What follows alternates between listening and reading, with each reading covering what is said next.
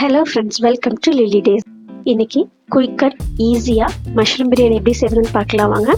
அதுக்கு நான் 3 class basmati rice எடுத்திருக்கேன். யூஸ்வலாக இந்தியா கேட் பாஸ்மதி ரைஸ் தான் யூஸ் பண்ணுவேன். இந்த டாபர் அந்த வெரைட்டி வந்து ரொம்ப நல்லாயிருக்கும்.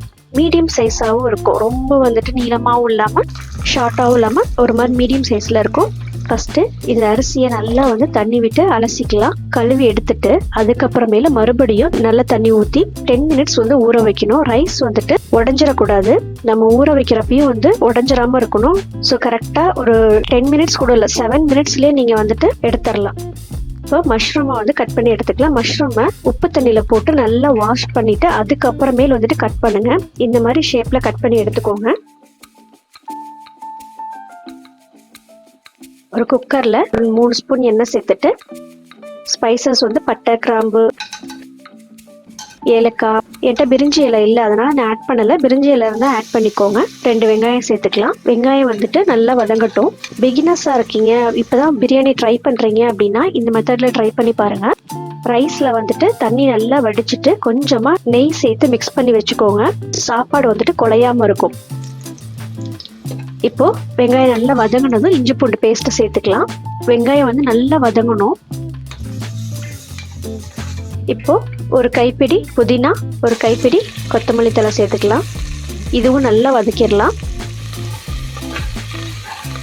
அடுத்து 2 தக்காளி சேர்த்துக்கலாம். பிரியாணிக்கு தக்காளி நிறைய சேர்த்துடக்கூடாது. சும்மா ஒரு 2 தக்காளி சேர்த்துக்கினா கூட போதும். இப்போ இதெல்லாம் வதங்கிறதுக்கு தேவையான அளவு உப்பு சேர்த்துக்கலாம். ஒரே ஒரு பச்சை மிளகாய் நான் சேர்க்குறேன். இது வந்துட்டு ஒரு ஃப்ளேவர் கொடுக்கும் நமக்கு. அந்த பர்பஸ்க்காக நான் ஆட் பண்ணுறேன். 1/4 ஸ்பூன் மிளகாத்தூள்,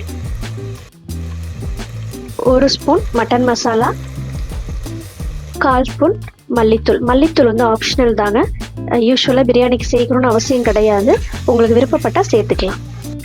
இதெல்லாம் நல்லா வதங்கினதும் நம்ம கட் பண்ணி வச்ச மஷ்ரூம் ஆட் பண்ணிக்கலாம். 1 ஸ்பூன் தயிர் சேர்த்துக்கிறேன்.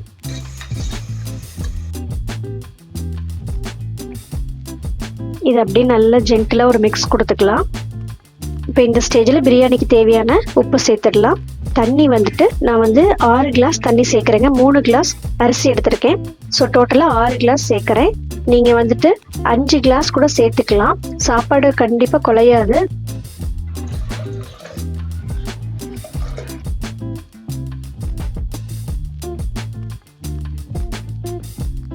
இப்போ பாருங்க, தண்ணி கொதிக்குது. இந்த ஸ்டேஜில் நம்ம அரிசியை சேர்த்துக்கலாம்.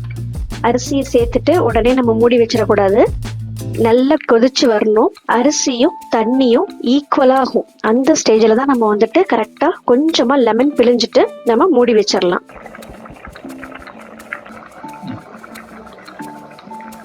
இங்கே பாருங்க, தண்ணி கொஞ்சம் அப்படியே அரிசியோட லெவலுக்கு வர ஆரம்பிச்சிருச்சு. அரிசியும் தண்ணியும் ஈக்குவலாக இருக்கிற மாதிரி இருக்கும். அந்த ஸ்டேஜில் வந்துட்டு நீங்கள் மூடிடலாம்.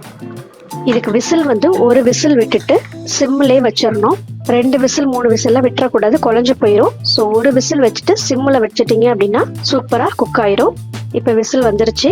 ஓப்பன் பண்ணி பார்க்கலாம் வாங்க. வாவ், சூப்பராக இருக்குது பாருங்க. சாப்பாடை இப்போ அப்படியே சைட்ல இருந்து கிண்டிட்டு வாங்க. அடி வரைக்குமே பார்த்தீங்கன்னா உங்களுக்கு குழஞ்சிருக்காது. இது பாருங்க, அழகா பூ போல மலர்ந்துருக்குன்னு சொல்லுவாங்க சாப்பாடு. அந்த மாதிரி இருக்கும் பாருங்க. யம்மியான மஷ்ரூம் பிரியாணி ரெடி. இதோட ஒரு சிக்கன் கிரேவி வச்சு சாப்பிட்டு பாருங்க. அவ்வளோ டேஸ்ட் சூப்பராக இருக்கும். நீங்களும் ட்ரை பண்ணி பார்த்துட்டு டேஸ்ட் எப்படி இருக்குன்னு கமெண்ட் பண்ணுங்க. இதோட இன்னொரு மெத்தட் இருக்கு, அது அப்கமிங் எபிசோட்ல நான் போடுறேன். தேங்க்யூ.